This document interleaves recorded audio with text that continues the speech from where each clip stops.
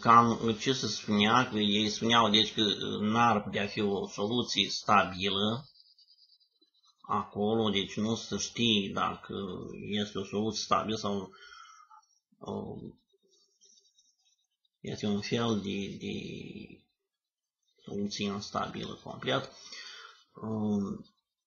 Dacă se bombardează, să spunem, anumite metale, deci din jurul platinei, cu un fascicul din ăsta extrem de puternic de lumină care are viteză mult mai mare, s-ar putea obține un fel de transformanță a elementelor. Alții spuneau că trebuie bombardat niște litiuși, protoni și neutroni.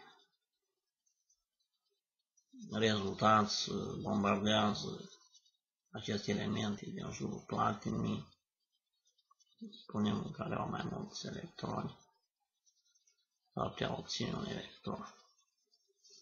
Nu s-ar putea obține un electron, s-ar putea obține chiar platină.